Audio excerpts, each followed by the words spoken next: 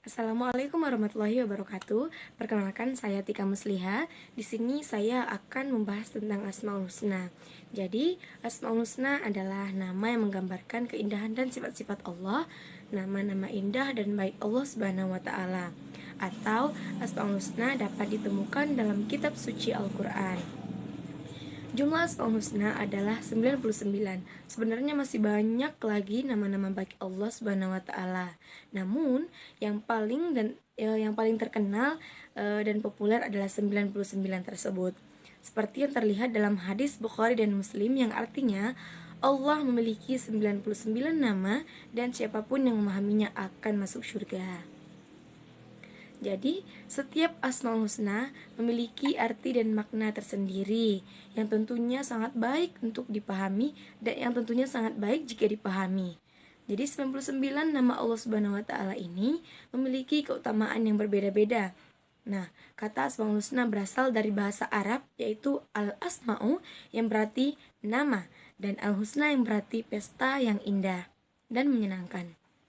Jadi, dalam kaitannya dengan Asmaul Husna berarti nama Tuhan yang indah. Nah, di sini hanya beberapa saja yang akan saya sampaikan mengenai Asmaul Husna tersebut, yaitu ada 8 Asmaul Husna, yaitu Ar-Rahman, Ar-Rahim, Al-Ghaffar, Ar-Razzaq, Al-Majid, Al-Muhyi, Al-Mumitu, dan Al-Wahid. Nah, itulah yang akan saya sampaikan dalam video ini. Jadi, yang pertama kita akan membahas dulu satu-satu mengenai 8 Asmaul Husna yang saya sebutkan tadi. Yang pertama yaitu Ar-Rahman, yang mana Ar-Rahman ini adalah yang Maha Pengasih. Ar-Rahman dapat diartikan sebagai Maha Pengasih dan lebih menekankan kepada makna memberi. Dalam hal ini, apa yang Allah berikan kepada hambanya akan menjadi milik sang hamba. Contohnya, kita diberikan nyawa agar tetap hidup dan taat kepadanya. Nah, Ar-Rahman ini adalah salah satu dari 99 nama Allah dalam agama Islam yang berarti Maha Pengasih seperti yang sudah saya sebutkan tadi. Nah, nama ini sering disebut bersama dengan nama lainnya yaitu Ar-Rahim yang akan saya sebutkan nanti setelah ini. Yang mana Ar-Rahim ini Maha Penyayang. Kedua nama ini menunjukkan sifat-sifat Allah yang penuh kasih sayang dan belas kasihan terhadap ciptaannya. Ar-Rahman adalah sifat Allah yang menunjukkan bahwa Dia adalah sumber segala kasih sayang dan kebaikan.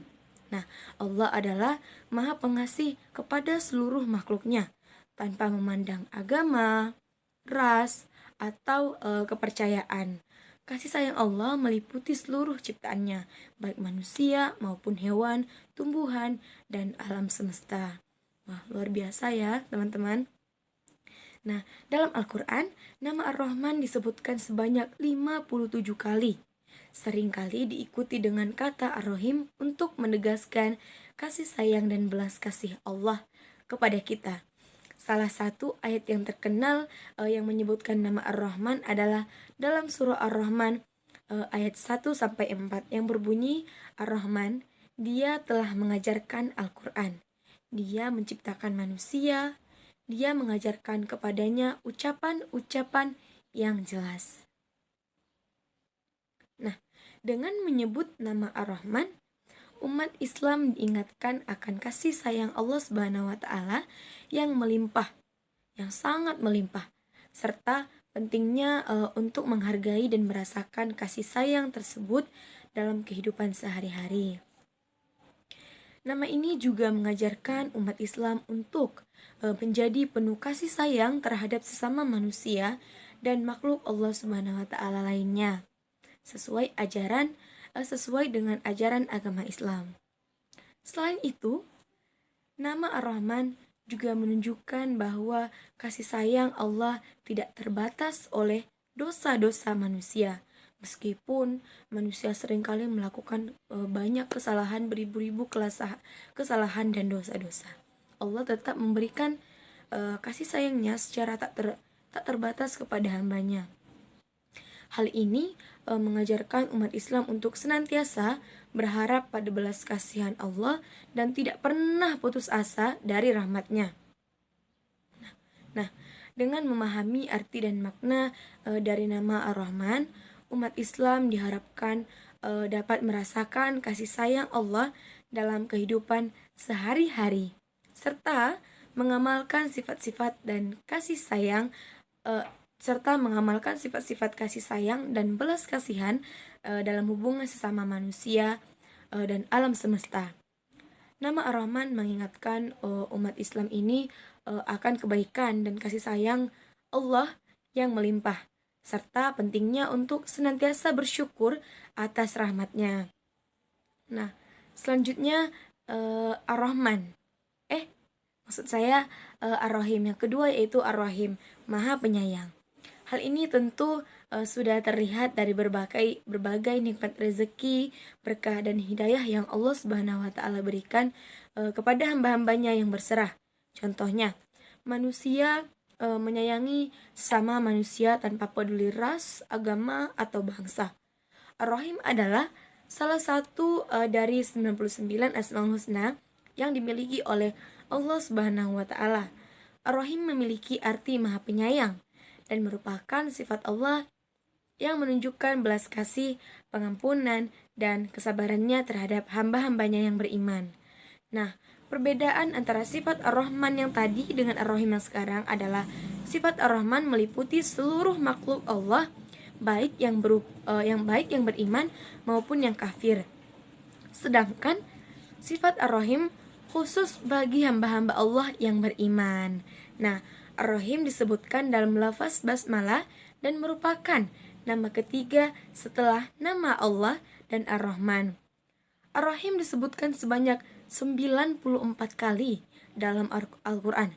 94 kali dalam Al-Quran dalam bentuk isim dan 20 kali dalam bentuk mashub. Nah, itulah terkait Ar-Rahim. Selanjutnya yang ketiga yaitu Al-Ghafar. Yang mana Al-Ghafar ini adalah Maha Pengampun. Secara singkat, Al-Ghafar diartikan sebagai Maha Pengampun, sebagaimana yang telah dijelaskan sebelumnya. Ampunan Allah sangat luas dan tidak bertepi. Saking luasnya, Allah Subhanahu wa taala akan mengampuni siapapun yang memohon ampunan kepadanya. Al-Ghafar adalah salah satu dari 99 Asmaul Husna yang berarti Maha Pengampun. Sifat ini menunjukkan bahwa Allah Subhanahu wa taala adalah Sang Pengampun yang sangat sering menutupi, menyembunyikan, dan memberi maaf atas segala dosa-dosa yang diperbuat oleh hambanya. Al-Ghafar berasal dari kata ghufr dan ghufron yang mengandung makna menutupi, menyembunyikan, dan memberi pengampunan. Allah Subhanahu wa taala mencintai untuk mengampuni, dan sifat ini menunjukkan kemurahannya dalam memaafkan dosa-dosa hambanya. Al-Ghaffar, Al-Ghafur, dan Al-Ghafir semuanya merujuk pada sifat Allah yang Maha Pengampun, dan ketiganya telah disebutkan sebanyak 97 kali dalam Al-Quran. Nah, perbedaan antara Al-Ghaffar dan Al-Ghafur terletak pada faedahnya, di mana faedah Al-Ghaffar tidak terdapat dalam sifat Al-Ghafur dan sebaliknya. Nah, yang keempat yaitu Ar-Razak, Maha Pemberi rezeki. Ar-Razak ini menunjukkan satu kesempurnaan sifatnya dalam memberikan kemurahan bagi manusia. Contohnya, Allah menurunkan hujan sebagai rahmat yang dapat menyuburkan tanaman dan tanah. Allah memberi rezeki kepada seluruh makhluk. Rezeki Allah berikan dapat berupa materi maupun yang lainnya. Ar-Razak ini juga salah satu dari 99 Asmaul Husna yang berarti Maha Pemberi rezeki. Sifat ini menunjukkan bahwa Allah Subhanahu wa taala adalah Sang Pemberi rezeki yang memberikan segala kebutuhan hidup kepada makhluknya. Segala rezeki dan memberikan rezeki kepada siapa yang Dia kehendaki tanpa batas. Ar-Razak berasal dari kata rozak yang berarti memberi rezeki. Dan sifat ini menunjukkan kemurahannya dalam memberikan rezeki kepada hambanya. Ar-Razak disebutkan dalam Al-Quran sebagai salah satu dari Asmaul Husna dan juga disebutkan dalam doa-doa untuk memohon rezeki. Gitu terkait Ar-Razak. Yang kelima yaitu Al-Majid, yang maha mulia. Al-Majid adalah Allah yang maha mulia, luar biasa dan murah hati. Dialah yang selalu memberi karena kekayaannya yang tiada habisnya. Sifat ini menunjukkan bahwa Allah Subhanahu wa taala adalah yang mulia, yang memiliki keagungan yang sempurna. Al-Majid berasal dari kata majd yang berarti kemuliaan dan keagungan. Nah, Allah Subhanahu wa taala memiliki kemuliaan yang sempurna dan memancarkan keagungannya kepada hambanya melalui cahaya kasih sayangnya. Al-Majid menunjukkan bahwa Allah Subhanahu wa taala memiliki keagungan yang sempurna dan memancarkan keagungannya kepada hambanya melalui cahaya kasih sayangnya. Al-Majid disebutkan dalam Al-Quran sebagai salah satu dari Asma'ul Husna dan juga disebutkan dalam doa-doa memohon kemuliaan dan keagungannya. Itu terkait Al-Majid. Selanjutnya Al-Muhyi. Yang keenam yaitu Al-Muhyi, yang maha menghidupkan. Maknanya adalah Allah Subhanahu wa taala sebagai satu-satunya yang bisa memberi kehidupan. Tentunya kehidupan hanya diberikan kepada hambanya yang berhak hidup di dunia ini. Sifat ini menunjukkan bahwa Allah Subhanahu wa taala adalah sang pemberi kehidupan yang memberikan kehidupan kepada makhluknya. Al-Muhyi berasal dari kata hayat yang berarti kehidupan, dan sifat ini menunjukkan kemurahannya dalam memberikan kehidupan kepada hambanya. Al-Muhyi disebutkan dalam Al-Quran sebagai salah satu dari Asma'ul Husna dan juga disebut dalam doa-doa untuk memohon kehidupan dan kesejahteraan. Yang ketujuh yaitu Al-Mumitu, yaitu maha mematikan. Al-Mumitu secara harfiah adalah maha mematikan. Nah, dalam surah Ali Imran ayat 158 Allah berfirman yang artinya setiap yang berjiwa pasti akan merasakan mati. Sebab itu, kematian tidak dapat dihindari oleh manusia karena kematian merupakan takdir bagi seluruh makhluk hidup. Dengan begitu, Al-Mumit mengandung makna bahwa manusia sepatutnya menyadari bila Allah Subhanahu wa taala tidak pernah menunda tempo kematian seseorang jika ajalnya itu telah tiba.